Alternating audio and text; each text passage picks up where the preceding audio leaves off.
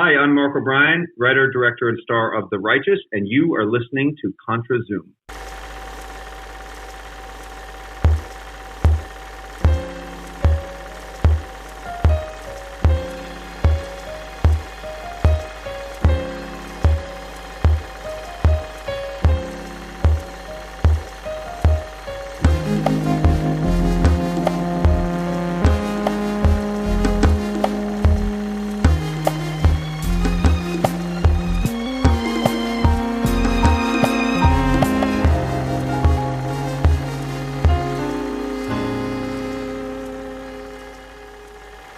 This is Contra Zoom, where we go back and forth about film. I'm Dakota Arsenault. And I'm Rachel Ho. On today's episode, we have the pleasure of extending our Fantasia Festival coverage. Both Rachel and I conducted an interview solo for movies that screened during the fest, and we are excited to share them with everyone. I'm happy that we get to continue to talk about this amazing fest. Rachel, how are you today?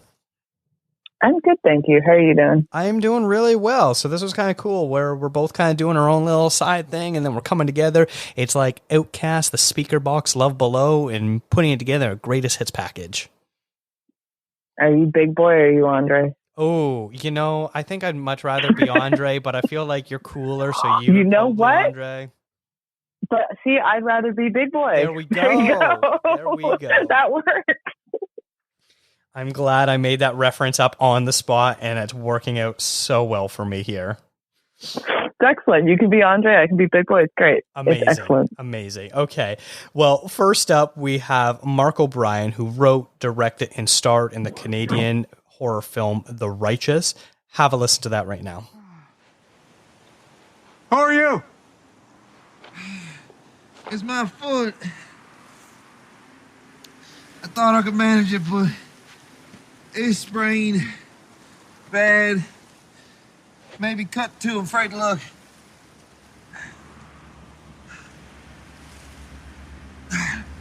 I need some help. Can you do that for me? Well, what happened? I'm lost. With your foot, what happened to your foot? I'm lost. I don't know what happened to it. We are now joined by Mark O'Brien, an actor you might know from such films as Arrival, Bad Times at the El Royale, Marriage Story, and Ready or Not. As a director, he has made several short films and worked in TV, but he is making his feature-length debut with the crisis of faith horror film The Righteous that he also wrote and stars in. The film is about an older married couple who recently lost their young daughter while they are still grieving, and a strange and mysterious man arrives and things are not what they seem. Mark, thank you so much for joining me today. How are you? I'm good. Thanks for having me. Now, not to take anything away from your directing or your acting, but you likely had been working on the story and script for a much longer period of time. When you won an award for Best Screenplay during the Fantasia Festival, did it sort of feel like it maybe validated a probably very long gestation period for you? Yeah, of course. I mean, any kind of recognition like that always, is a nice shot in the arm and makes you feel pretty good. And I think, kind of like what you said, the writing of it that's really like the dog work. That's the hardest stuff. That's the foundation. That's the stuff, most of the notes come from. It's kind of funny, you write a script, you can spend years on it, and then you act a scene, and you can do one take and it's over. So the amount of work that goes into writing something, and just, I wouldn't even say it's not the punching of the keys, it's the thoughts, the 3 a.m. wake-ups when you're like, oh, I should write that, oh, I should fix that, I should change that. And then it's also, protecting your script and from certain thoughts and notes from the outside, and then knowing which ones to let in. So, it's a long process. So that is really nice to hear, especially where, I primarily work as an actor. So it was nice to kind of get that shot in the arm, especially for such a great festival with so many wonderful films, wonderful people involved. Of course, it feels very good. Awesome. Well, that sort of also leads me a little bit into my next question. And maybe can you speak to any of the challenges or difficulties you face as the person who wrote the screenplay quite a while back? And then you were the person who was storyboarding and blocking the film. And then ultimately you were the person in front of the camera performing. Was there any disconnect or struggles you faced when trying to marry the three hats you were simultaneously wearing? I would say no. I actually think it works quite well together to whatever degree. I'm not going to say it worked very well because I'm so great. It's not about that. It is a marriage of all those things together. So when you are the writer and the director and the actor, you have full understanding of what this scene should be based on the vision that you originally have. So I actually find it quite conducive to work that way. Like I really like directing my own material and actually acting in it if there's a role for it. And in this one, it just all kind of came together. And honestly, the hardest thing is just getting a movie made, especially when you're an actor. You're busy, hopefully. You know what I mean? You're working on other things, and you're away for 5 months. And yes, I do a lot of writing while I'm working as an actor, like in the trailer or on the plane or when I have a couple days off. However, it's hard to the groundwork of actually getting it together and putting the pieces together. You really need a lot of time for that. And I wouldn't even say time, it's space. It's the space to get it to the right people and to wait and then to get it to this place and to get it to that place. And when you're focused on, a 6-month shoot as an actor, it does hamstring you a little bit. So for me, it was always just getting the movie to the stage that we are shooting. I found that to be the most difficult. Once we were prepping and shooting and even editing, that was just, I was having a blast. It was the most fun I've ever had professionally and personally probably too. Well, that's great to hear.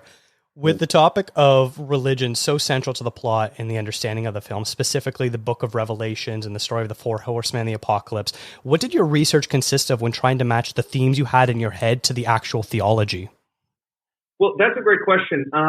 Well, I grew up Catholic. We weren't particularly staunch Catholic, but we went to church on Saturday evenings up until I was probably 11 or 12, and my mother would still go sometimes. I'd still go Christmas time and stuff like that. And we were taught it in school, so a lot of this stuff I already just kind of knew. Mm-hmm. So it didn't take too much research in that way. And I also didn't want to go down the path. I'm not interested as a filmmaker really in going fully down the path of the subject completely, because I'm more interested in the human reaction to it. So for me to spend time, like I knew a certain amount of the theology, obviously, and I wanted to make it accurate and then have a license to kind of change things just in the right way. However, I also knew if I went down, made it too theological, then that would distract a bit from what's happening between the characters. And to me, that was the most important thing, because I didn't want to be didactic or teach the audience about Catholicism. And I also didn't want to make a film that judges Catholicism, because who am I to judge a religion that helps so many people? How dare I, in a way? So I didn't want to go onto that side of things. It was about this guy's relationship with God, and the religion that he signed up for and then breaks rules from. And that was the most important thing to me. And I just thought Catholicism was a great backdrop for that. And yeah, it was important to me to not make that too much of a statement. If you will. Did your own personal beliefs sort of influence maybe the attitude that any of the characters in the film have towards religion at all? Yeah, absolutely, and more towards God, because I find it very. I'm open to any religion that helps anyone and makes them happy. Like, I think we all take things from life from different places, and sometimes you don't even know where it came from, and sometimes it's religion, maybe it's not, maybe it's a philosophical thing, maybe it's a sports idea, like anything, right? Mm-hmm. But I do find it hard to believe that there is no higher power, because this is all such a crazy coincidence to some degree. I don't know what degree that is, but I constantly kind of ruminate on that myself, because I think it's the ultimate kind of idea, is a creator or a judge. And I don't know if it exists or not, and I don't think atheists are wrong from their viewpoint. I don't think church-going Christians are wrong from their viewpoint. That's what makes it interesting. So my relationship in it was really the idea of here's what it really comes down to for me, is that your relationship with God, I think, is actually your relationship with yourself to some degree. Because the way you judge yourself, the way you think God might judge you, is probably a way that you were inherently aware of with yourself. Because otherwise, why would you fear of a judgment if you weren't aware of something that you've done that you've judged to not be optimal? You know what I mean? So I think God is kind of within you. So that was sort of my personal connection to it in regards to Frederick's character, is that he's aware, he's burdened by something he's aware of, and therefore he's afraid of God. And there's a line in it where my character says, did you think God wasn't looking? It's like, come on. Yes, yes.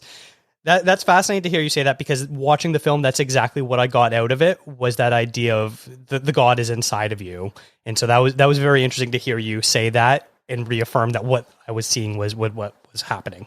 Oh, great. Yeah, because you can't run. You can't run from things you know. You can't run from your subconscious, even though we all try really badly. And you're like, I feel really bad. I'll just move towns. Like, yeah, Carl might not get you, but you'll get yourself. So Yes. I've always found that kind of fascinating, that it's like, you can't just, here's what I find really interesting. And this has to do with the film to some degree, because, to what happens at the end of the film. I find it really interesting when someone has committed a crime, and I don't know, like, I can't give an example. I'm not them, but anyone who's committed a crime who knows that they did it, but is pleading not guilty and trying to get away with it. I find it fascinating, because I'm like, so you're just gonna, what if you get acquitted? You're just gonna live the rest of your life knowing that you did this thing? Like, that's gonna come back to get you. It's like probably sooner than you think. So that kind of idea fascinates me, like trying to get one over on yourself or on God. It's like, that's not happen, bro. Like, good luck. Interesting. Well, this movie is absolutely gorgeous to look at. You filmed the movie in black and white, and I don't want to put too much on you, but I feel it sort of invites comparisons from the viewer to other classic horror films. For me personally, it sort of reminded me of movies like Rebecca, Carnival of Lost Souls, and even Night of the Living Dead, as you sort of played with the looming shadows and the ethereal otherworldliness. I was sort of wondering what reference point you incorporated as a director. First of all, I love those references, man. Carnival of Lost Souls, really nice. Yeah. I really felt that. Yeah, I love that film. Talk about making a movie out of nothing. Like, they had no money in that movie, but Rebecca too, absolutely Rebecca, because a gothic story. I love the idea of the gothic nature of the film coming naturally out of Frederick's point of view, which is the subconscious point of view.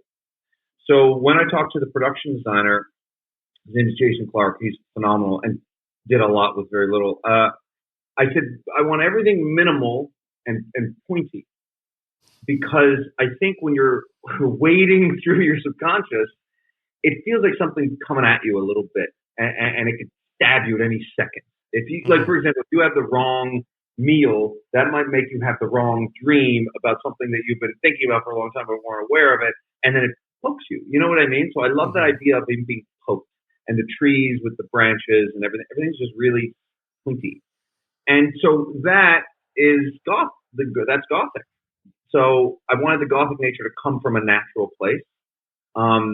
But that also comes from someone who just aesthetically, I just love that Gothic stuff, like early Tim Burton and Cabinet of Dr. Caligari and Rebecca and on, even Phantom Thread to a degree.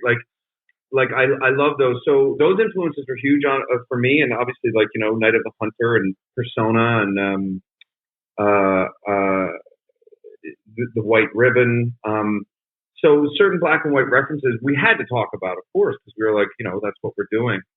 But also, like, the 40s kind of Universal monster movies too. Like, you know what I mean? There's one scene in the film when they first carry me inside, and it looks like it's from a 40s Universal Studios haunted movie. It looks like it was like Bride of Frankenstein or something. And even her hair, actually, Mimi's hair, she has that white straight. I wanted her hair to be like Bride of Frankenstein. The reason why I wanted a lot of these things, and my face being pale to be similar to Passion of Joan of Arc, I wanted to. You can't help but use your influences in film. Like Tarantino, he obviously can't help but do that, but he makes it his own. And for me, I realized at a certain point in wanting to make this movie for so long that those things are a part of what I'm going to create. I can't help it anyway. So why deny it? So why don't I use the aesthetic things I like from something in the right way? And when you've watched movies so much, as you clearly have as well, they're just inside you. So it's not like I'm going to look for them. And I love that, because then it comes out, and the pale face from Passion of Joan of Arc to Aaron, who I play in The Righteous, is a different idea completely. But they work in kind of different ways. So I think you can take from different places. I even mentioned before, like William Sadler's death in Bill and Ted was a bit of an influence too. Like, you everything kind of influences you in an interesting way. But I love those films from the 40s so much, the 30s.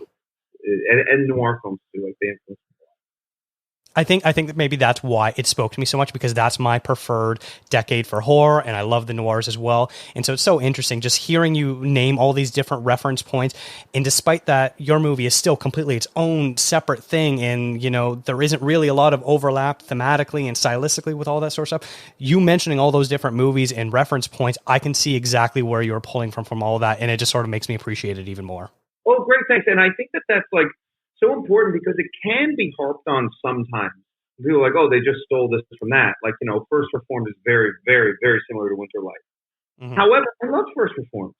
Like who cares? Like, mm-hmm. we watch remakes. Like, you know what I mean? Both True Grits are good. Like, so it's like it kind of doesn't matter. Like, it's interesting. You hear Martin Scorsese talk about. There's a love scene in Beyond the Valley of the Dolls. The Ebert. Ken Russell. What's his name? The guy that very exploitive. Yeah, I'm blanking on his name, but yeah, Ebert wrote it. Yeah. Yeah, and there's a shot in it in a love scene in a car where it cuts to a shot of the oh my God, what's the thing on the hood of the car? The emblem, like the hood, the ornament. Yeah. They cut to a shot of that from like a Dutch angle, and Scorsese says in an interview he loved that, and he uses that in Wolf of Wall Street. So which is a totally different kind of thing. I love that because there's only so many ways you can film something too. Yeah. Well, I'm glad you had mentioned the tree earlier, because outside the house where most of the action takes place, there's this beautiful and gigantic overbearing tree with plenty of thick branches hanging from it. When you were looking for locations to film, did that tree just sort of scream out something that needed to be photographed? 100%. We saw that house, which that house on the inside is nothing like it is in the film. It's very, very different. We built around that. But when I saw that yard, I fell to my knees. I was like, this is the greatest thing. And this tree, because a lot of it has to do with the heavens, and there's some nature ideas in there too. And then there's that long branch, and the DP Scotty McClellan, I was talking about how there's a swing set in the film. I said, I don't want to reveal the swing set until later in the film. We don't know what he's working on. And we were just talking about it, and because I don't like the storybook because I can't draw. So I kind of always use filmic references. I'm like, remember this movie, but it's a bit of like this shot. Like I have to combine shots to discuss it, and then we'll like write it down, and we put post-it notes all over his office of like every scene of basically what we're doing, because you don't want to hammer too hard because you want the actors to create on the set and come up with blocking as well. But with that tree, he saw the tree, and we were just talking. I was like, we can go from here, and then he ran back to the end of the yard, and he was like, look at this, and I was like, that is everything. That is, It says a lot. I don't even know fully what it says, but it somehow does about the movie. All I knew was I wanted a wide of the swing set, and then when I saw that, I mean, it kind of encapsulated a lot. And that's what's great about photography in film. It's like something can say a lot, and you don't even really know what it is, but you're drawn to it for some reason. And I love that. But that's credit to Scott McClellan, our DP. Yeah, as soon as I saw that wide shot of the tree, it just it blows you away of like, yes, this needed to be in this film. And like, I could just imagine of like you trying to figure out how to centralize that around like, okay, well, how do we get this into the film? This needs to be here. Yeah. And I've kind of gone off of my own metaphorical foray about that tree, which is kind of like, here's a normal tree and it's been normal for a long time. Now there's this crazy branch coming out of it, kind of like Aaron showing up into their lives that was all normal. There's this crazy thing that kind of looks out of place. So that's what it ended up being in my head. Because I've seen it so many times that I'm always like, the tree means, which is really funny that I think that way. Now, the film is essentially a three-hander with you and then two Canadian legends in Henry Czerny and Mimi Kuzik. What was the process like in ensuring that you had the right people to play Frederick and Ethel? Oh my God, it's everything. So I wrote it with Mimi in mind. I'd worked with Mimi very briefly on something before. I was trying to make another film, and we did like this pitch tape. And Mimi was there. I was just like, man, she's phenomenal. And I'd seen her in other things. She's such a good actress. And she just does so much work. I always say this, it sounds, I can't put it in a better way, but so much work is done on her face. Her face just reads.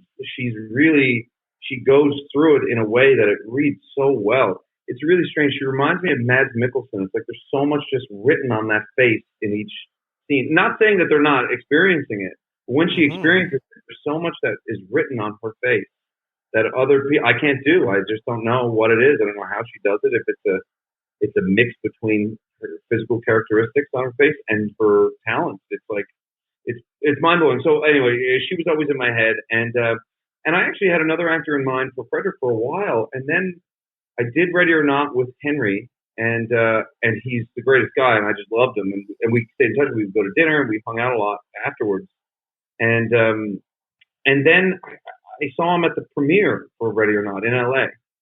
And, there was a lot of people there and stuff, and I saw Henry, and I didn't get to talk to him as much as I wanted to. We all kind of hung out for a bit, and I said, he was like, "How you doing?" I was like, "About to make my first film," and he said, "How come you haven't called me?"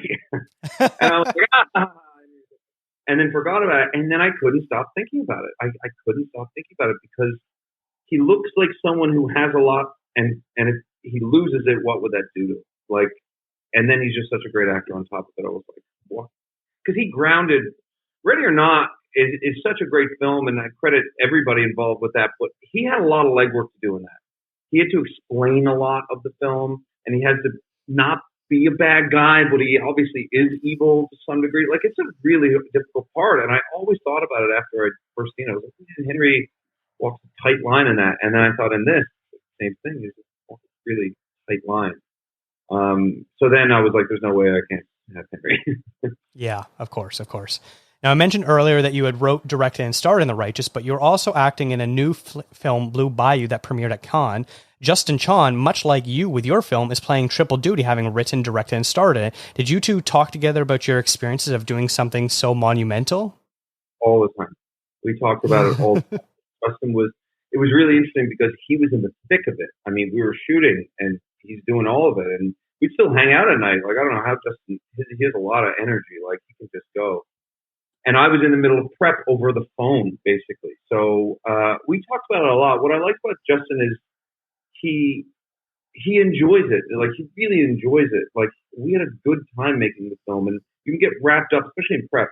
You can get wrapped up in the importance of it all and your film and your story to tell, but like, you really have to enjoy what you do, and that breeds a better product too. And I saw that with Justin. And then on top of it, like, he's just so he's pretty effortlessly talented. Like, I know he puts a lot of work in, but as an actor and director on set, it comes very easily to him. And I was amazed by that. But also, like, with his performance, he sets the tone with his performance without even having to say much to start. And I picked up on that. I really saw that. I was like, oh, you can kind of do that rather than going in and telling everyone. I don't like that as an actor when a director is like, okay, so you're going to go here and you're going to do this. You're like, okay, can I have like a second to feel it out? Like, I've never held this prop before. It might be nice. Just give me a minute. And Justin just like lets you fall into it. And then it's like slight little changes here and there. And it was interesting because our films couldn't be more different. His is a real human drama about a topical, important issue. And mine is like a mystery, sort of subconscious, dread-filled, like psychological horror. Like, but it goes to show that, and jumping from one to the other, it's like, it's all the same. You're just going for something that's real and something original, no matter what the genre is. Wow, that's awesome to hear. And I guess the last thing I want to know is, what does the future hold for The Righteous? Well, we're going to Atlantic Film Festival in Halifax in like 10 days or 2 weeks. I think it's September 19th. And then it's going to Grimfest in Manchester in England, which is a great festival for it as well. So other than that, there are a lot of discussions happening right now with the particular distribution of the film, which is very exciting. So I don't have anything confirmed to announce, but I think something soon will be announced. And I wish I had more to give you, but I don't have anything else myself. But it will be. But it's looking good. It's looking good that it's going to be seen. Amazing. Well, I can't wait for more people to see this because I know people are going to fall in love with it as much as I did. Mark, thank you so much for taking the time to talk with me today. Thanks, Dakota. I really appreciate it. Well, that interview was a ton of fun to do, and people will need to make sure to stay peeled for when it could be seen by a wider audience. I know Mark was a little disappointed he didn't have any news to share about it other than a few festival appearances coming up, but either way, I'll make sure I'll share some news if that gets a distribution deal or what have you. I really loved all the horror movies that he listed as inspirations, from stuff like Bride of Frankenstein to Persona to The Cabinet of Dr. Caligari, all excellent things. Next, we have Rachel's interview with Travis Taute, the writer and director of the South African action thriller Indemnity. Is there anything you want to say to set this interview up, Rachel? Not too much, other than it was obviously really great to talk to him, to Travis, and for him to make some time for me in his pretty busy press schedule. And just to let you know, so the way that it's kind of an abrupt entrance into the interview, it's not going to be as swish of an intro as yours is. Just because I didn't know if I was going to be putting this on the podcast or on my website. So it wasn't exactly recorded with a podcast in mind, if I'm completely honest. So yeah, but have a listen. Hope you guys enjoy. Kind of like WTF with Mark Maron, where all of a sudden you're like, oh, we're already recording and listening to these people talk? Great. I feel like I already am missing some information here. It's kind of like that. It's just all of a sudden you're in the middle of two people's conversation. Yeah, 10 minutes later, the interview subject's like, so are we recording yet? Yeah. That's always an awkward thing, actually. That's an awkward... I have to say, when I did my set interview, which you can listen to on my website, that one, there was a moment of, oh, are we recording already? And I'm like, yeah, we're recording. But I think I might have edited it out. Nice. It didn't make me laugh. Well, have a listen to Rachel's interview with Travis Taute. What is going on? Someone tried to kill me, Moses. You don't have that kind of power. What if I did? This testimony relates to an investigation into MTech and its experimental program known as Indemnity. What if together we and others like us can take back this continent? How? Do you mind talking about the process of getting Indemnity from an idea in your head to this moment here? So, yeah, I mean, the idea for Indemnity really started about 8 years ago. I'd actually been just randomly, reading the news one day, and I stumbled across this article, and I was just, and it was about soldiers returning from Afghanistan and their difficulty readapting to life, and their struggle and sort of the lack of support system that was there for them. And then, I started doing research closer to home, and really in with regards to first responders specifically. And there was just so many interesting stories in that with regards to firefighters. And there's this one story I read that really stuck with me, and that was that, something as simple as a car accident, you understand what the purpose of a paramedic is when they're there, if someone's alive, you understand what the police's job is there, and you also understand what a fireman would be doing there if their need is to extract someone from a vehicle. But there was something else that I read which was, what a lot of people don't know is that, if it is a really terrible accident and I mean, gruesome in the sense that, bodies that are in various states of torn apart or whatever, for lack of a better word of saying that, it's actually up to the fireman to clean that up. And that to me was really hectic and gruesome. And I felt like, wow, why are people not talking about this, anymore? Especially, firefighters who form the backbone of our society. They're celebrated when there's a fire and they put out the fire, but there's so many other things that they do that people don't actually know about. And then, on a more personal level, it had really resonated with me in the sense that in my experience, there's the stigma attached to mental health and the way that men in particular deal with mental health. And more than that, men of color, every time, there's an incident, it's kind of like swept under the rug. And there's an unwillingness to speak openly about it. Various reasons. I think, we're just groomed that way from culturally, from what we've seen on television and the way that a man is supposed to be and this idea of what a man is supposed to be. And I thought it very, very interesting. And even, closer to home, my dad embodies that so much, in the sense that whenever there's, something very, very difficult to talk about, the option would be to just not talk about it. And that for me was just something so bizarre, because the more you speak about it, the more you realize how everyone is dealing with some form of trauma. And it was really that was like the impetus for the development of the project. And really sort of trying to understand why that is. And then taking it a step further was considering how, much of a problem this is across different societies, what would happen if that was weaponized?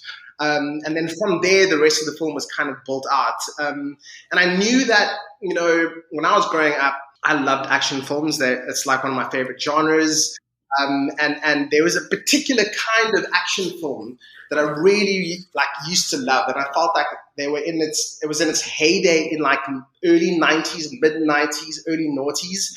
We had these amazing, these action films had these awesome set pieces and this incredible scale. However, it was grounded in something character driven. Enemy of the State, Man on Fire, Jason Bourne, as much as there were these crazy action films, there was something really simply about a character going through something traumatic. And I found there was a really interesting way in which, you could make this genre film and have it be entertaining, but still, highlight something very topical. Enemy of the State was dealing with privacy. Man on Fire was dealing with trafficking, but it was layered in a very subversive way. And so by design, I wanted to do something like that. I wanted to do something that was entertaining. I knew I wanted to make a genre film, but I also felt, I had an opportunity and a responsibility, to try and impart something that I feel really, strong about in the film. And so it really sort of developed and it hit, from those kind of core ideas. It was really sort of an amalgamation of how this, the process of the script came to be. It went through a number of different iterations before we ultimately locked finance in, I think it was late 2019. And then we went into production in February 2020. And we got about 3 weeks into production when this amazing thing called COVID hit. And we went into an incredibly just a hard lockdown pretty instantaneously. And so we'd only managed to get 3 weeks in, and then we had to shut down. So that was so depressing. And been waiting so long to make this movie, and here it is. Gosh, we can't even finish it. But then we were very lucky in the sense that I think a few months later, in June last year, our restriction levels dropped a little bit. And so we got to go back and finish the film, which was very interesting to say the least, because we were kind of the guinea pigs, actually, for the industry. We were the first production to go back post-COVID, post the lockdown. And so we had these intense set of protocols that was issued to us by the governing body, like the Film Institute in South Africa, no intimate scenes, no fight scenes, less physical contact. And we were but we're making an action film. How are we going to do this? So it took a lot of navigating and kind of just readjusting our mindset. But we managed to make it through. I had an incredible team, producers and cast and crew that were just they believed in the project so much that, everyone took every extra precaution to really see it realized. And so, that was pretty incredible. That's insane. I did notice that when I saw the date on your post being June 2020, I went, how did they do that in June 2020? I know that Jared did all of his stunts or most of his stunts. Every single one. That's crazy to me. What was the discussion like with talking with him and the stunt coordinators about what the fighting style was going to be? It was interesting because it kind of all happened organically. So I knew that I wanted to approach it in a very grounded way, in a way that was very realistic. Okay. And for that to happen, I, was you compare it to, for example, John Wick. It's a very stylized kind of fighting, you know what I mean? And the way in which they move. And for me, I always felt Theo, he has the ability to do a lot of damage, but he never chooses to. Everything that is done, every fight sequence is in self-defense. And so the fighting choreography was really born out of that it needs to be an extreme sense of self-defense. And so we do use different sort of fighting techniques, Krav Maga. There's some jiu-jitsu in there, but everything is born out of a defense. And in this case, an extreme sense of self-defense, in Theo's case. And so for when I was casting the film, I'd actually looked at pretty much every known actor around the country. In South Africa, we don't really have movie stars. We have soapy stars. Those are like our big celebrities because people just watch television. And we were really like, we wanted to ground this film and anchor it in someone that is emotionally vulnerable so that you can believe in this journey and you believe in the fighting and why it's happening. And so it's interesting because just yesterday I was having a conversation, with Jared about this, and him saying that he never felt like he was the right person for the role, even when he came to audition. He felt like, he imagined someone else, but bigger, but more physical, you know what I mean? And I was like, that's so interesting because I think when I was writing the script, I had this idea of, because we were dealing with issues of toxic masculinity and we were setting it in a fire department, there's this idea of what a fireman looks like that you have in your head. And so somehow automatically, it reads as someone towering, muscular, and it's kind of stereotypical. And Jared came into the room and he had this vulnerability that no one else had, and pretty much from the first screen test, I was like, this is our guy. And for me, it was the emotion is more important than the action because the action you can learn, but you need someone who can carry the weight of what we're dealing with on screen. And so Jared really embodied that for me. I was fortunate in the sense that Jared is an incredibly fit guy. Like he does parkour. He used to be a gymnast once upon a time. And so it actually made it really, really easy for us. I say easy for me, but for Jared it was quite intense. We had an amazing team of my stunt coordinator and the fight choreographer. I mean, these are guys who have been working in the industry for years, and that work on, there are a lot of international productions that come and shoot in South Africa. And they're often on those productions. They did the stunt choreography for Mad Max Fury Road, for Tomb Raider. So these big productions, but we never ever, as South Africans, we've never had the opportunity to tell a film of the scale before. And it's often for financial reasons. Action is a bit more expensive to produce and there isn't necessarily a guarantee of return. And so knowing what the ambition of the project was, they really believed in it.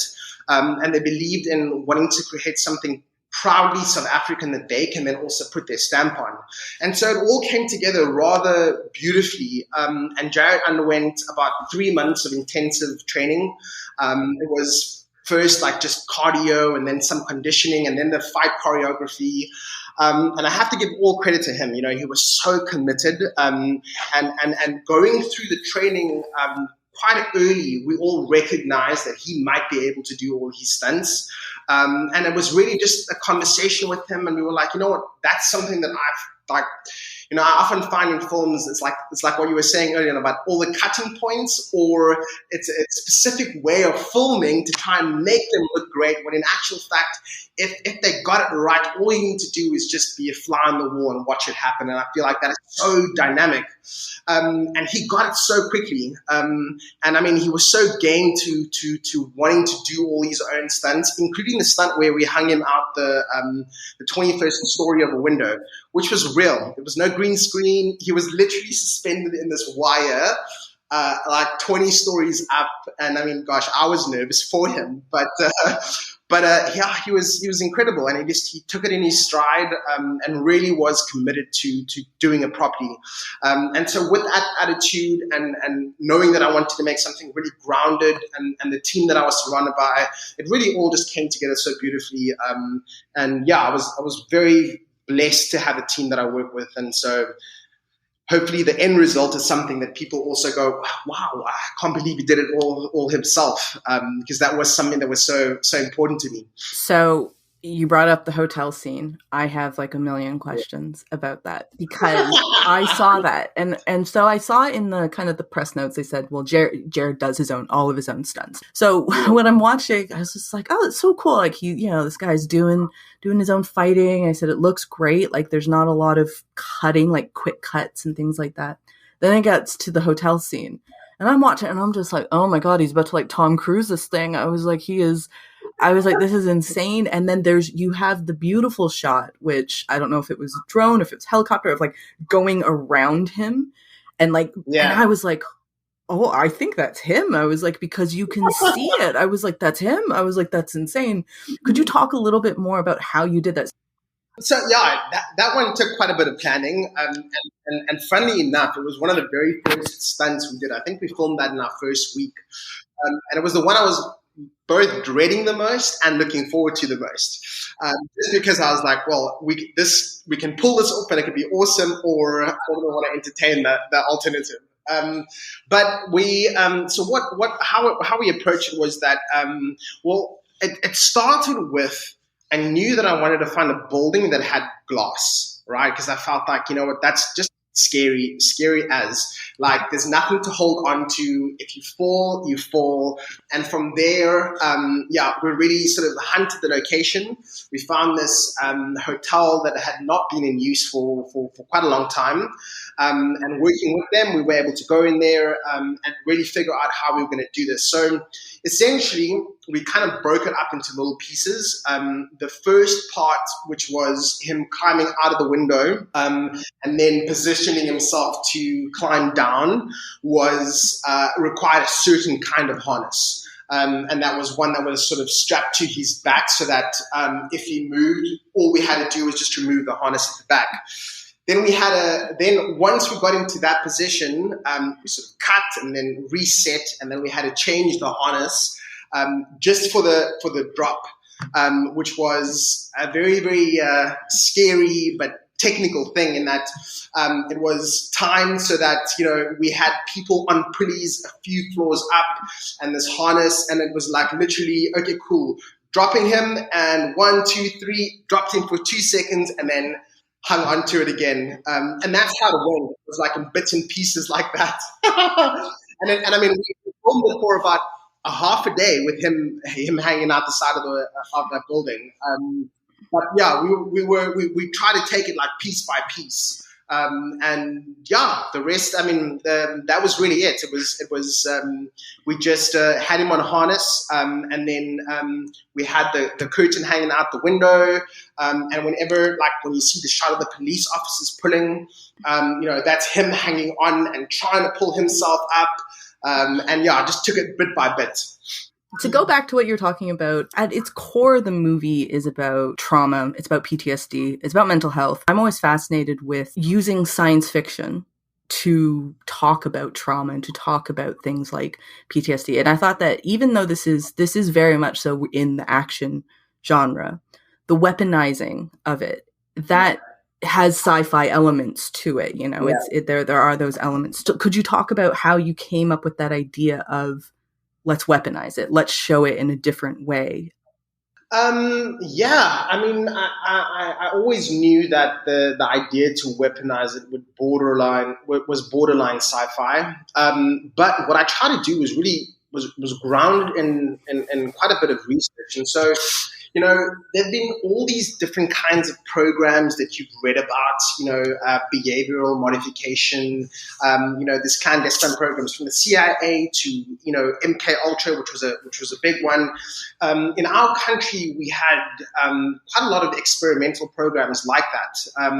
There was in the old sort of apartheid regime, there was a military doctor called Wouter Besson, who had this nickname in the media. They called him Dr. Death because of the experimentation that he was conducting on people to try and find new forms of chemical weapons or biological weapons. And in doing the research, I'd read so many accounts of trying to create the perfect soldier, and what that what that means and what that takes and how that's possible, and how, whether you have to be a willing participant and submit to that kind of programming, or whether it was something that could actually be done unwittingly, against your will, and whether someone had access to try and, in terms of the makeup, the chemical makeup in our brains, would it be possible for someone to do that?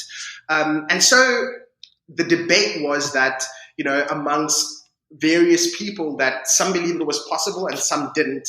And I found that incredibly interesting, because I thought, just in terms of my own experience, when I was in therapy once upon a time, it was such an enlightening experience for me, and being able to understand how our psychology works and what dictates certain behaviors. That has always been a field that has been extremely fascinating to me personally.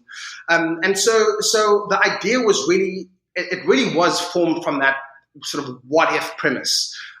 What if this could happen? And for me, it was trying to find a way to bridge it organically to the overarching theme in the film, which was PTSD. And then in a very objective way, there's sort of another storyline happening. This that speaks to the larger conspiracy in the film, which was a white man, trying to recolonize Africa. But, essentially, his rhetoric to the public is that he's a savior, and I thought this character was so interesting, and I wanted to subvert the expectation, because that kind of politician these days in South Africa, you would expect to be a black man, and so there was a lot of purposeful, there was a lot of intent to try and, change the perception of certain characters, or create them in a way that the audience wouldn't expect that of a particular character. And so speaking to that larger, storyline, where we have this politician who is essentially using this program to further his agenda, I found, when I was reading the stats, when I was reading, the idea, when I was thinking about the idea of creating a super soldier, and then reading the stats on PTSD in terms of how many people there are, I was like, yes, it made sense to me. If someone had to be able to weaponize that, wouldn't that be something so traumatic for all of us? And although it's borderline science fiction, it's still somewhere possible, somehow possible. And so, it really was just a sort of combination of these thoughts and these experiences that I've had that kind of dictated what the ultimate result was. Amazing. You've brought up South Africa, and I just actually did an interview with a South African-born director, Kelsey Egan, who also has a movie at Fantasia Glasshouse. And I spoke with her briefly about this as well, and I wanted to get your thoughts on it. And it was about this idea that as a South African filmmaker, a lot of times, especially over here in Canada, most of the time when people think of South African films, I think they try to go towards apartheid-related works, whether right or wrong. It's obviously a very important time in the history of your country and deserves mention, and it obviously has influenced and affected lots and will continue to, who knows the extent of how far it's going to go. But she was talking about kind of a bit of a frustration that it feels like the only way a South African movie can make it onto a world stage is if it's about apartheid. But I was wondering if you could just talk about that, of having to break out of a pigeonhole that the rest of the world kind of put you in. Absolutely. And you know what? It is a pigeonhole. And I think, it's apartheid has been this sort of omnipresent theme in so many South African films. And I think there was a long time where, to echo Kelsey's words, where it felt like that was the only kind of film being made. And for various reasons, I think, the governing bodies here, where you can actually apply to finance for and finance a film, were really looking for those kinds of films that they believed would really resonate with South African audiences. And to a certain extent, some of them did, but a lot of them didn't. And I think a lot of them didn't because, just like the rest of the world, South Africans enjoy genre films, TV series. We love action. We love sci-fi. We love fantasy. You go onto Netflix, you look at the top 10, what's trending at the moment. If there's a new action film, it'll be number one. And so it was always this bizarre disconnect in that there's a certain kind of film we love, but there's also a certain kind of film that is expected of us to make.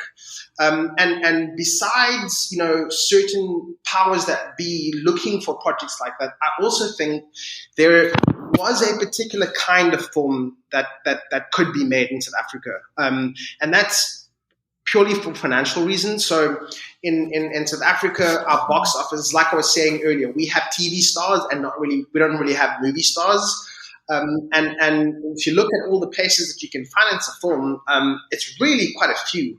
And DSTV, which is our sort of pay TV, basically cable television, they invest quite a lot in films. And in South African films, they actually invest the most, and they're pretty much a part of every single film.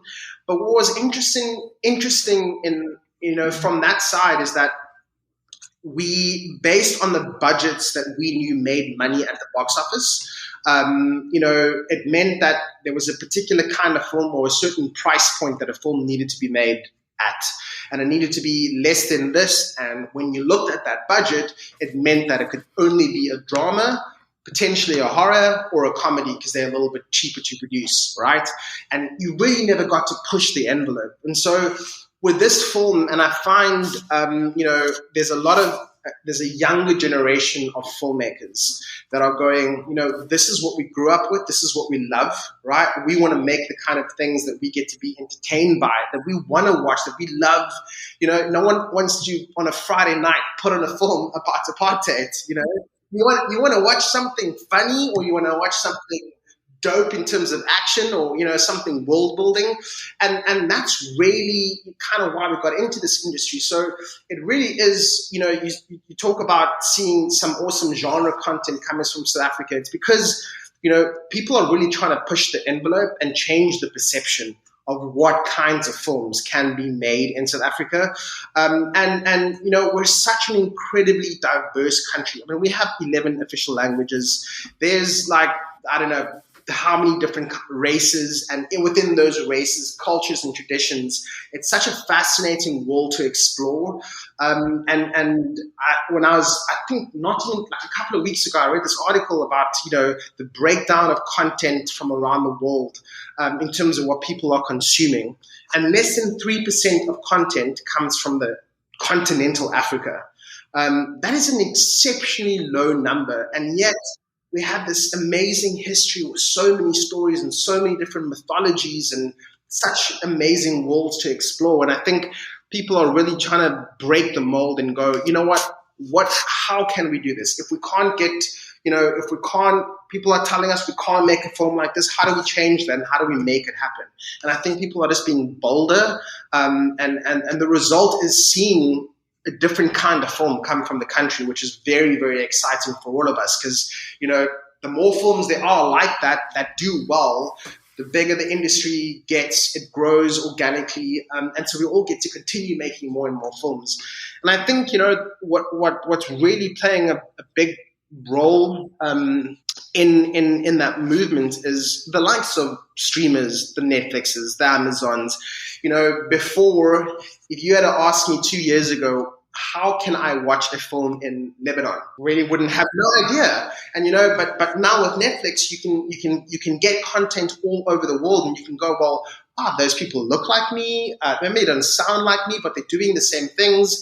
We all have, there are things that are universally relatable as human beings. And I think that's what, I think the younger generation of filmmakers are trying to tap into, the universal themes set within a unique South African subculture. But it doesn't have to be a South African film that's defined by our history. we have a lot more to say and a lot more stories to tell. And so I think it's an exciting time to be in the industry. And I think, just there's this new wave of filmmakers that are going, well, this is possible. And the rest of the world is also opening up to stories from Africa. And I think it's that sort of combination of these things over the last couple of years that's really sort of helped push the industry here forward and the kinds of films that are being made here. Well, there we go. This really does wrap up our coverage of this year's Fantasia Festival. Thank you so much for doing that interview and sharing it with ContraZoo and Rachel. That was a lot of fun. No problem. And actually, I just want to point out something for Mark O'Brien, which is he's got a new movie coming out. I believe you mentioned it in your interview as well with Justin Chon, called Blue Bayou. Mm-hmm. He is excellent in the film. He plays. He's not really the villain, but he's in there, and he kind of comes up as a bad guy at the beginning, but he's incredible in it. And I actually didn't put it together that it was the same guy from The Righteous, which actually is probably a huge compliment to him in his acting, because two completely different characters, and he, for me, was a standout in that movie. Yeah, I know, I'm going to spill some secrets here. You asked me to tell him that. I didn't get the chance to in the interview. So, Mark, if you do end up listening to this, I apologize that my co-host really loved your performance in Blue Bayou. Loved it. So good. He was so good in it. And, I'm a huge Justin Chon fan, and that's why I went to go watch the movie. And it was kind of funny that I came away from it being like, I was like, that white guy was really good. And then it turns out he was in The Righteous, and I completely watched the movie, and not only in The Righteous, he wrote and directed that movie. So but no, good. Honestly, it's a great movie as well. So I think it comes out September 17 in Canada and in the States. So go and give that a watch. Yeah, she's in it. She's good. Yeah, she's all right. She's in it. All right. I don't know if I'm supposed to be full on reviewing the movie yet, but she's in it, and she's there. That's fair. She's an Oscar winner, and she's there, and that's it. That's all I can say. Well, Rachel, what have you been working on, and where can people find you? I'm just going to bump a couple interviews. I said it in the last episode, but just if you haven't gone to check out my interviews with Riz Ahmed and Bassam Tariq for their movie Mogul Mowgli, and then also an interview I did with Simu Liu, for Shang-Chi. Those are both out on Exclaim. And also TIFF is underway right now, so you can go and check out. I'm going to have a lot of coverage between my site, That Shelf, and Exclaim as well. That was a lot of plugs. RachelKH.com. You didn't include that. Yes, sorry. Right. There's a lot of plugs without me actually saying what my website is. Yeah, RachelKH.com, and you can get me on Twitter and Instagram _RachelKH. Awesome. Yes, make sure people do check that out, because you're going to be doing lots of great coverage for TIFF, which you'll then reveal all that you saw on this show in a few more weeks. But absolutely. Follow this show on Instagram, Twitter, and Facebook at ContraZoomPod, and let us know if you got either The Righteous or Indemnity playing during the run of Fantasia. Send an email to ContraZoomPod@gmail.com. Thank you to Eric and Kevin Smale for the theme music, and to Stephanie Pryor for the logo design. If you like to listen to podcasts on YouTube, we do post all episodes there as well. Thanks for checking us out.